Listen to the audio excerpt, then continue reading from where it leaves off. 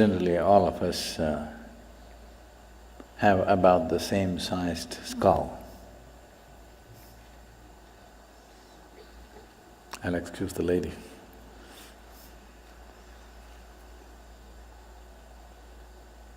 So, to a large extent, most human beings have enough brain material in their head. Everybody, except somebody who may be severely deformed at birth. Almost every average human being has what it takes to do life. But why is it that one person's brain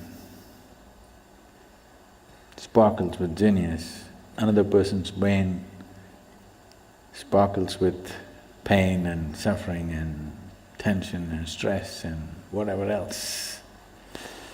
All the ugliest things that nobody wants happens in people's minds. So is it a question of higher intelligence? Is it a question of some magical influence from somewhere? Or is it a question of bringing the necessary balance within yourself so that you become available to the magic of life? A skewed intelligence, however smart it may look on the periphery, cannot make this life happen beautifully. Above all, balance is needed. Balance on all levels. Otherwise, our very body and our very brain will function against us to a point where the only idea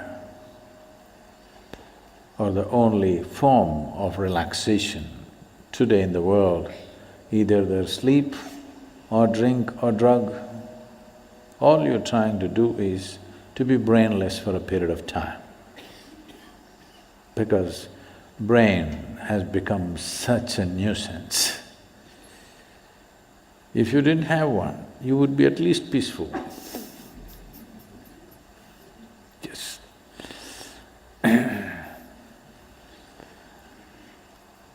What took millions of years of evolution to achieve, today has become a nuisance. What is the greatest miracle within this human frame? Has become a misery manufacturing machine.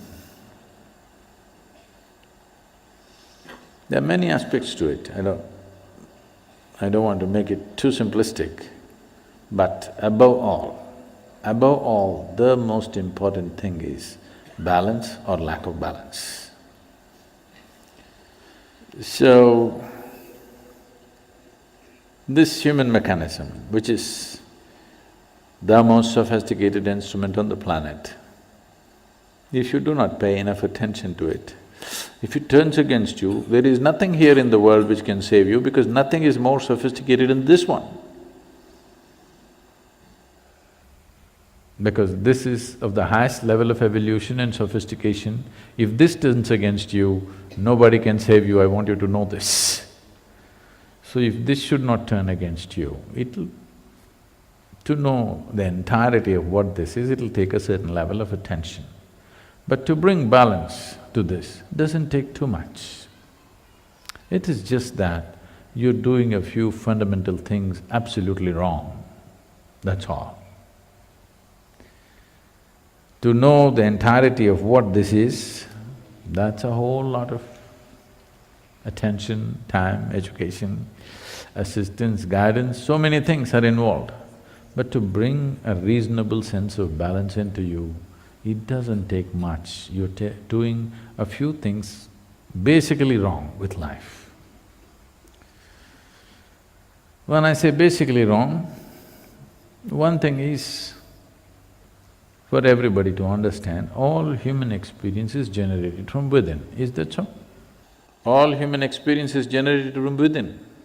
So at any time, if you feel happy or unhappy, miserable, joyful, ecstatic, in a state of agony, Doesn't matter what happens, what is your experience, pleasantness or unpleasantness, just to know that it's happening from within, and it can only happen from within. You can either take external stimuli or you can create your own stimuli, but essentially it happens from within. This one thing, if it is not grasped, when you feel miserable, if you think it's this one, you're gone. You're just… the keyboard is here, but you're punching the wall. This is not going to work. This one basic fundamental thing is something that almost 90% of the humanity is always doing it wrong. Whenever they feel miserable, they think it must be this one or that one or that one or that one. Now, all human experience is generated from within. If something is feeling unpleasant, first thing is to look at this. What am I doing wrong with this? Am I eating wrong? Am I sleeping wrong? Am I sitting wrong? Am I breathing wrong? Is my heart beating wrong? Something, my very chemistry is wrong. Something is wrong with this, not with that.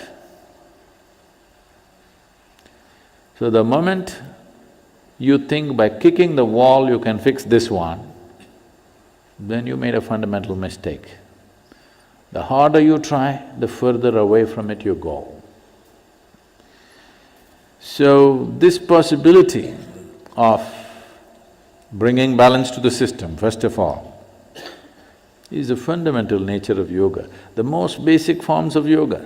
Whether it is… I know many of you doing probably the Nadi Vibhajan or Yoga Namaskar or Surya Namaskar or Surya Kriya, these are all basic forms of yoga. The first thing is to bring balance. Once there is balance, then you can build a tower on top of this.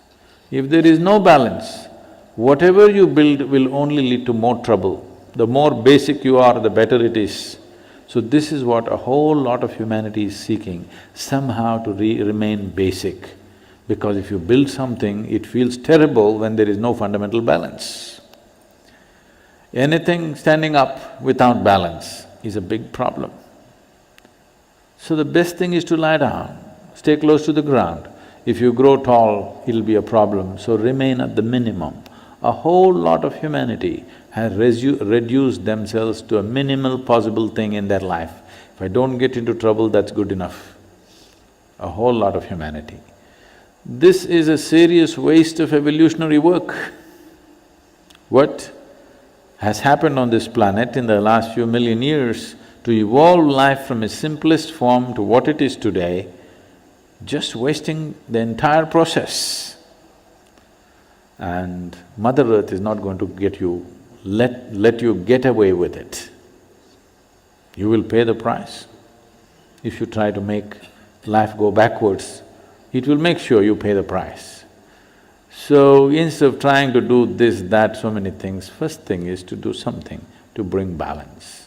First step is just this, that everything that I generate from within me in the form of experience, sensations, painful, pleasant, wonderful, horrible, whatever I go through is essentially generated from within me and nobody else but me. Others may help, you know. Others help. If you're miserable, some people will fuel it and help. If you're joyful, some people will fuel that and help. There are different types of people around us. They assist you as they know their life. But essentially, it is your making. This is the fundamental aspect of yoga. The first teaching that came out was that it is your karma. That means it's your making. Your life and the experience of your life is entirely your making. If this one thing doesn't sink into you absolutely, you will not make the necessary changes. You still think, yes, I know it's my karma, but you know, my husband, what he did, you can't fix this. First you understand, this is my making, entirely my making. The moment you see it, you have the ability to change it. I see it, but you know what they did to me yesterday? Now you can't change it. It doesn't matter who did what. What is happening within you, your experience of your life is entirely your making. This is your karma. Karma means not something that drops upon you from somewhere. Karma means your action, it's your making, it's your doing. So if you just said this one thing, creating the necessary balance will happen automatically. Once there is balance, then you would want to try many things. Otherwise, I'm talking about so many things up there in the sky, you will only be a spectator. You will not be the one who flies. You will only be a spectator because when there is no balance, you don't want to go 3 inches above the ground. So this is one fundamental thing. We've been talking about this in many forms. But if you want to make the full scope, if you want to make use of the full scope of this body and this brain, of this human possibility, of this consciousness that we refer to as human being, then first thing is this, that you understand and fix it within you absolutely that the quality of my life is entirely my making and nobody else and nobody else. If you fix this one thing, balance will come. Once balance comes, I'm impatient to take you to places where only people with balance can walk, others cannot.